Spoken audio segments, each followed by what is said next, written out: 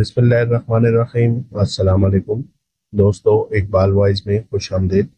सुबह की नमाज से फौरन बाद उमरों और मकबल उमैर की तलाश में चल पड़े। उमरों ने अपने तमाम दोस्तों और खैर ख्वाहों के यहाँ जाकर उमैर को तलाश करने के बारे में सोच रखा था और इस सिलसिले में इसने मकबल को अपने साथ ही ले लिया था ताकि उमैर की तलाश में वो इसकी माउनत करता रहे। सुबह सूरज के बुलंद होने पर मकबल और उमरों ने अपने कई दोस्तों और खैर ख्वाहों के घर में जाकर उमैर के बारे में पता किया, मगर किसी ने कुछ न बताया, हत्ता कि मामूली इशारा भी न दिया कि जिससे इन्हें उमैर के मिलने की उम्मीद बन जाती। उमरों की सोच सामरी जादूगर और जिन्नात वगैरह की जानिब नहीं गई थी और न ही इसे इस बात का यकीन हुआ था कि जिस मजदूर की बोरी इसने तलाशी ली थी वो कोई आम मजदूर नहीं था, बल्कि इसका पुराना दुश्मन सामरी था, जिसने अपने जादू के जोर से उमैर को बोरी में डालने के बाद इस पर सहर कर दिया था ताकि वो किसी को दिखाई न दे, और अपने इस जादू में वो पूरी तरह से कामयाब था। मकबल और उमरों दोनों ही का सामरी की बोरी की तलाशी लेने के बाद इस पर इनका शुबा जाता रहा। उन्होंने इसे कोई अहमियत नहीं दी थी, इसलिए उमरों की दोबारा सोच इनकी जानिब नहीं गई थी। तमाम मिलने वालों के घरों में पूछने के बाद मकबल के हमरा सबसे आखिर में अपने दोस्त और शहर के कोतवाल इमरान दाऊद के यहाँ पहुंचा। वो इमरान को सबसे आखिर में ही मिलने का इरादा किए हुए था, लिहाजा जब वो इमरान के यहाँ पहुंचा तो इमरान इस वक्त कोतवाली जाने की तैयारी कर रहा था। नाश्ता वगैरह वो कर चुका था। जब गुलाम ने आकर इमरान को ये बताया कि उमरों साहब अपने मुलाजिम के हमरा मिलना चाहता है, तो इसने मुलाजिम को मेहमान खाना खोलने और उमरों को अंदर आने को कहा और साथ ही उमरों और मकबल के लिए कहवा लाने का भी हुक्म दे दिया। मुलाजिम ने मेहमान खाने का दरवाज़ा खोला, उमरों और मकबल को बिठाया और इसके बाद जब वो कहवा लाने के लिए मुड़ने लगा तो उमरों ने इससे पूछा, कोतवाल साहब क्या तैयार हो रहे हैं? जी नहीं जनाब, कोतवाली की तैयारी वो कर चुके हैं, बस आपके पास वो आने ही वाले हैं। और वाकई इमरान कमरे में भी दाखिल हो गया। मुलाजिम इसी वक्त कहवा लाने के लिए कमरे से बाहर चला गया। इमरान ने उमरों को पहली बार बगैर टोपी के बिखरे और परेशान हाल बालों के देखा, जिस पर वो इसी वक्त जान गया कि किस वजह से उमरों शदीद परेशान है। सलाम दुआ के बाद इमरान ने उमरों के बिलमुकाबिल गाँव तकिए के सहारे बैठे हुए और कतरे मुस्कुराते हुए पूछा, खैरियत तो है उमरों? सर पर ना कोई टोपी ना रुमाल, किसी बात पर परेशान लगते हो? हाँ इमरान, मैं शदीद परेशान हूँ। इसके बाद इसने उमैर की गुमशुदगी के बारे में बताना शुरू किया। कहीं वो किसी की वसातत से तुम्हारे यहाँ तो नहीं पहुँच गया? नहीं उमरों, मेरे यहाँ वो कैसे पहुँच सकता है? कहीं और पता किया होता? हर मिलने वाले घर से पता करने के बाद आखिर में तुम्हारे यहाँ पहुँच रहा हूँ। तुम्हारे बाद तो अब कोई घर देखने वाला भी नहीं रह गया। नहीं उमरों नहीं, वो मेरे यहाँ नहीं है। इमरान उमरों की इस बात पर शदीद परेशान होकर रह गया था। मजीद कहा, अगर वो मेरे यहाँ आ भी जाता तो मैं इसे तुम्हें इतला किए बगैर कभी भी अपने घर में न रोकता, क्योंकि मुझे ये एहसास रहता है कि अगर उमैर के बारे में तुम्हें इतला ना दी तो तुम दोनों मियाँ बीवी रात भर ना सो सकोगे। इसलिए मैं इतला ना करने वाली हिमाकत हरगिज ना करता। इमरान ने बात ख़त्म ही की थी कि इमरान का गुलाम कहवा लेकर आ गया। इसने कहवा प्यालियों में उंडेलने के बाद उमरों और मकबल को देना चाहा तो उमरों ने कहा, सवाद, मेरे लिए कहवा प्याली में न डालना, मैं पी ना सकूँगा। हाँ मकबल को दे दो, वो पी लेगा। इस पर मकबल ने भी जब कहवा पीने से इनकार कर दिया तो इमरान ने इन दोनों की हालत का अंदाज़ा करते हुए कहा, मेरे ख्याल में तुम लोगों ने कल से कुछ खाया पिया भी नहीं है, मगर भूखे पेट रहकर तुम लोग उमैर को तलाश नहीं कर सकते। अगर उमैर की तलाश करनी है तो अपने वजूद की ताकत को बरकरार रखो। वजूद में ताकत रखे बगैर तुम चल फिर ना सकोगे। इस तरह तुम उमैर को तलाश तो ना कर सकोगे। इस पर उमरों ने कहा, इमरान, हम तुम्हारे समझने और समझाने के बाद कुछ खा पी लेंगे, मगर बिल्किस को कौन समझाएगा? इसने तो उमैर के बगैर कुछ ना खाने की कसम खा रखी है। इस पर इमरान ने उमरों को तसल्ली देते हुए कहा, तुम बिल्किस की फिक्र ना करो, मैं घर जाकर इसे कुछ खाने पीने पर राजी कर लूँगा। तुम फिक्र ना करो, पर तुम्हारे लिए भूखे पेट रहना अच्छी बात नहीं। इसके बाद इमरान ने खुद अपनी जगह से उठकर प्यालियों में कहवा उंडेला और उमरों और मकबल को दिया और साथ ही भुने हुए गोश्त के कतले भी दिए। इन दोनों को खाने पर मजबूर कर दिया। पहले तो उमरों का जी खाने पीने का कतल नहीं चाह रहा था, मगर जब इसे इमरान की बात का एहसास हुआ तो इसने खाना पीना शुरू कर दिया। साथ ही मकबल ने भी, क्योंकि अब दोनों को ही इस बात का एहसास हो चुका था कि अब वो भूखा रहकर उमैर को तलाश नहीं कर सकते।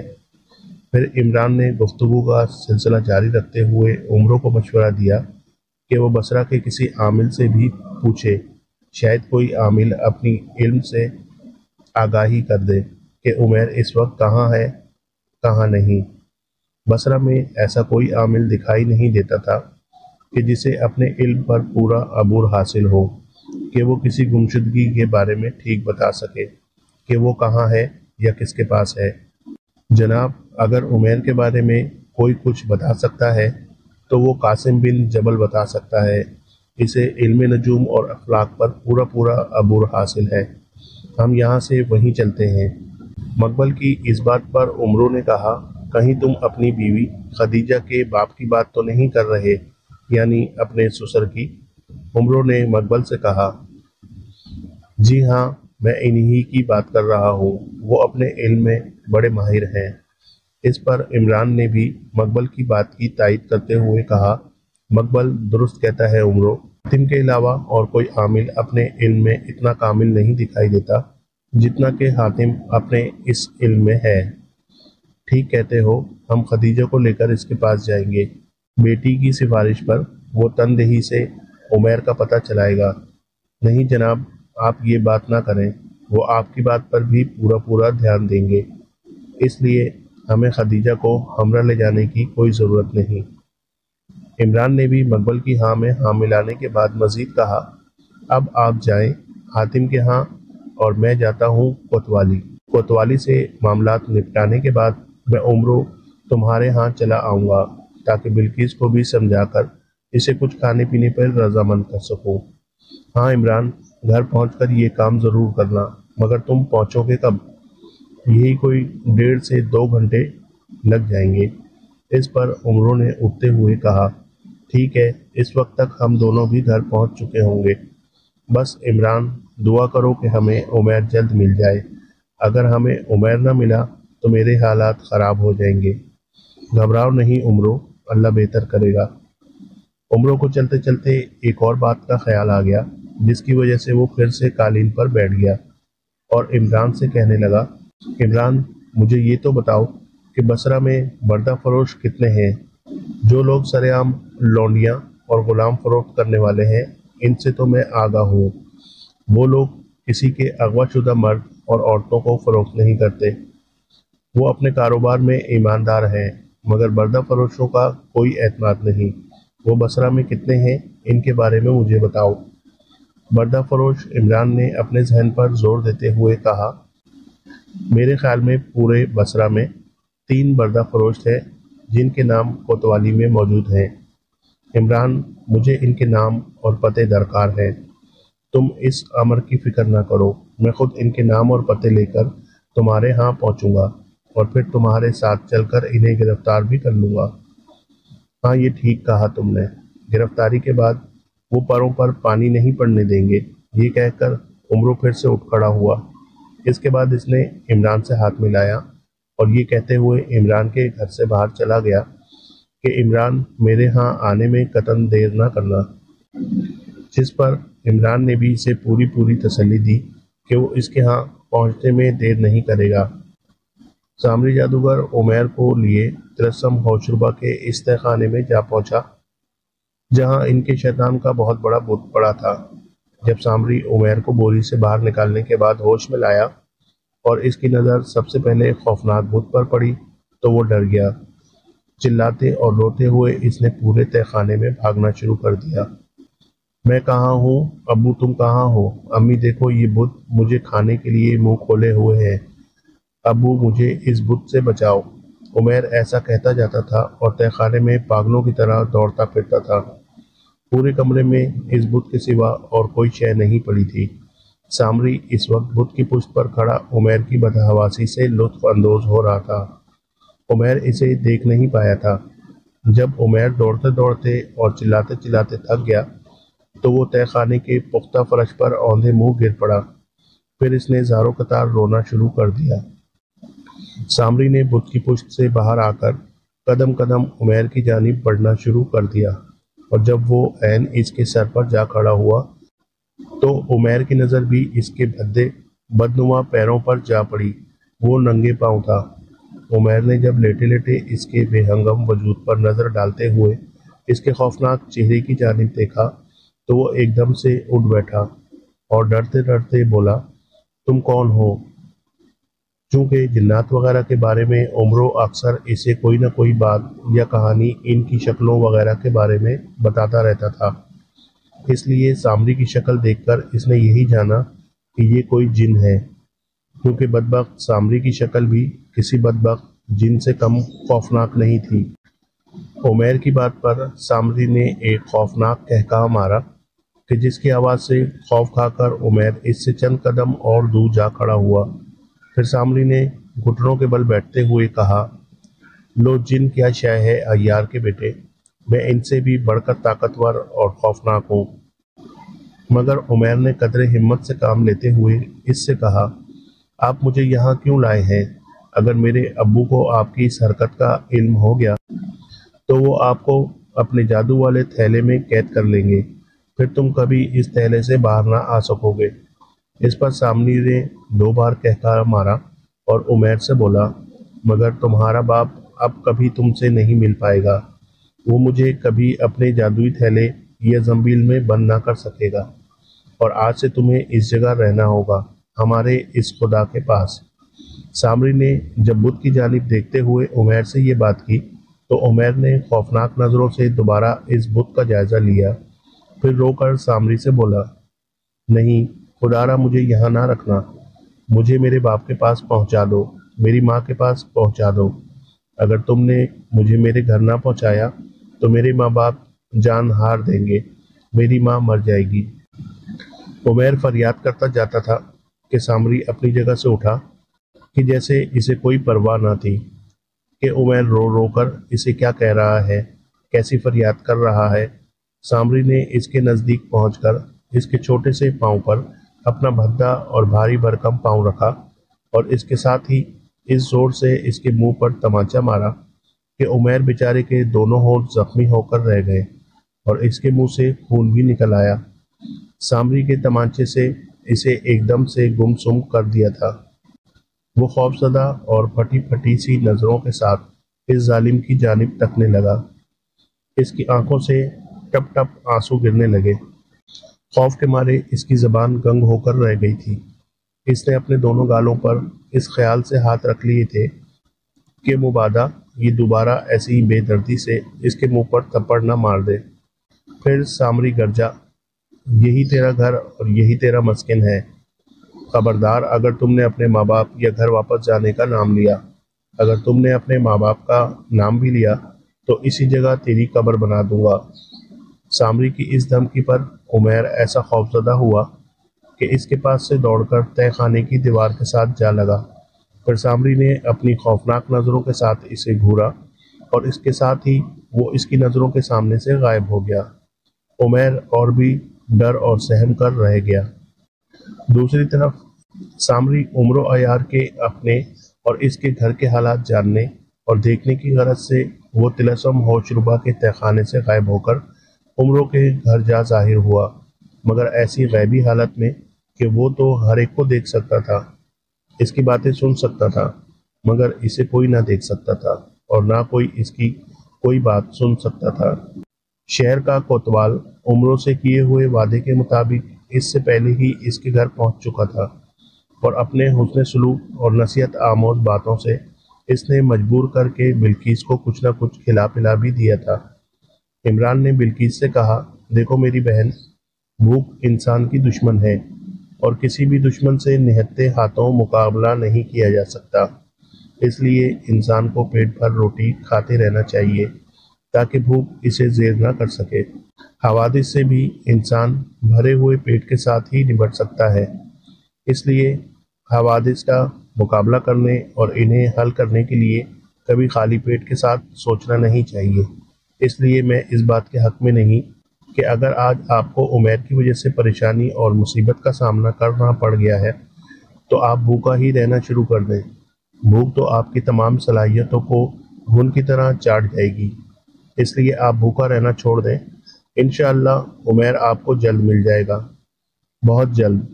اس سلسلے میں آپ نہ خود حوصلہ ہاریں اور نہ ہی عمرو بھائی کو ہارنے دیں۔ کسی نے یہ سچ کہا ہے کہ ہمت مرداں مدد خدا۔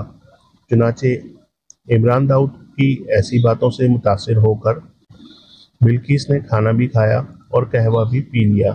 اس پر اس کی سوچ اور فکر پہلے سے زیادہ مستحکم اور صائب ہو گئی تھی۔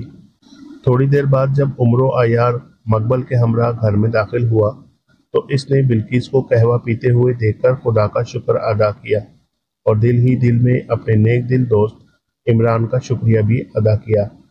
پھر عمرو اور مقبل صحن ہی میں بلقیس اور عمران کے بالمقابل جا بیٹھے۔ ان میں سے کسی کو بھی علم نہ ہو سکا کہ ان کا ازلی دشمن سامری ان کے قریب ہی غیبی حالت میں انہیں دیکھ ہی نہیں رہا بلکہ ان سب کی ایک ایک بات سن بھی رہا ہے۔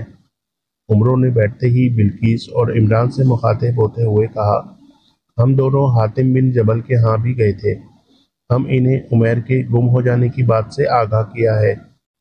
اس نے ہمیں بڑے حوصلہ افزا لہجے میں یقین دلایا ہے کہ وہ رات ہی اپنے چلے سے کام لے کر عمیر کا پتہ چلا لے گا۔ عمیر جہاں اور جس کسی کے پاس ہوا اس کا پتہ چل جائے گا، لہٰذا ہم سب کو فکر مند ہونے کی کوئی ضرورت نہیں۔ اس پر عمرو کچھ دیر کے لیے بات کرتے کرتے رک گیا، پھر اس نے کہنا شروع کر دیا، یہ کہ ہمیں صبح تک بے چینی اور بے قراری رہے گی۔ اس کے بعد حاتم ہمیں جو پتہ بتائے گا ہم وہاں سے اسے جا کر عمیر کو لے آئیں گے انشاءاللہ۔ عمران داؤد نے بھی کہا، حاتم بن جبل اپنے علم میں کامل ہے، ایک دو کاموں میں میں اسے آزما بھی چکا ہوں۔ ان کاموں میں جو بھی کچھ بتایا گیا وہ 100% درست بتایا تھا۔ اس پر عمرو نے بھی عمران کی باتوں سے اتفاق کرتے ہوئے کہا، ہاں وہ مجھے اس سے قبل تو حاتم بن جبل سے کسی اور خاص کام کے سلسلے میں واسطہ نہیں پڑا تھا، مگر آج جب واسطہ پڑا تو میں نے بھی اسے محسوس کیا ہے۔ حاتم بن جبل اپنے کام میں کامل استاد ہے۔ بلقیس نے کہا، اگر حاتم صاحب کی بدولت ہمارے عمیر کا پتہ ہمیں مل گیا اور ہم اسے پانے میں کامیاب ہو گئے تو میں حاتم صاحب کو 7 جوڑے کپڑے رومن کپڑے کے بنوا کر دوں گی اور اس کے ساتھ ساتھ 100 اشرفیاں بھی دوں گی۔ گھبراؤ نہیں بلقیس، انشاءاللہ عمیر کا کل پتہ چل جائے گا۔ سامری نے جب اپنے مطلب کی تمام باتیں سن لیں تو وہ اپنے آپ میں مطمئن ہو گیا۔ اس نے اپنے دل میں کہا، اگر حاتم نے عمیر کے بارے میں بتا دیا تو ہمارے جادوگر ہونے کا کیا فائدہ۔ پھر سامری نے عمرو کو یہ کہتے ہوئے سنا، عمران تم نے بردہ فروش کی فہرست دیکھی یا نہیں؟ کیوں نہیں دیکھی؟ میں نے کوتوالی پہنچنے کے بعد سب سے پہلے یہی کام کیا تھا۔ ہمارے بصرہ میں 3 بردہ فروش ہیں جو اپنے پیشے کے لحاظ سے سخت بدنام ہیں۔ ان میں سے 2 تو آج بھی قید میں پڑے سڑ رہے ہیں، ایک باہر ہے، سنا ہے آج کل بڑا نمازی اور پرہیزگار بنا ہوا ہے۔ اس کے نمازی اور پرہیزگار ہونے کی بات چھوڑو عمران، عموماً ایسے جرائم پیشہ لوگ اپنے جرائم پر پردہ ڈالنے کی خاطر دکھاوے کی نمازیں پڑھتے رہتے ہیں۔ ان کی پرہیزگاری بھی برائے نام ہی ہوتی ہے۔ ذرا تم اس کوتوالی کو بلا کر اس کے کان تو کھینچو، یہ بھی ہو جائے گا۔ پہلے تم حاتم بن جبل سے معلومات حاصل کر لو۔ بہت بہتر، میں اور مقبل کل صبح ہی حاتم کے ہاں جا کر پتہ کرائیں گے۔ عمران بولا، اگر تم کہو تو میں بھی چلا آؤں۔ نہیں، تمہاری کوئی ضرورت نہیں۔ نہیں، تمہاری کیا ضرورت ہے، ہم 2 ہی کافی ہیں، اور پھر حاتم اپنے مقبل کا سسر بھی تو ہے۔ ہاں یہ بات تو ہے، مجھے امید ہے کہ تمہارا کام وہ بڑی محنت سے سر انجام دے گا انشاءاللہ۔ عمرو اور مقبل نے یک زبان ہو کر کہا، اس کے بعد عمران نے کچھ دیر ادھر ادھر کی باتیں کی۔ بعد ازاں وہ بھی عمروں سے اجازت لے کر کوتوالی چل پڑا۔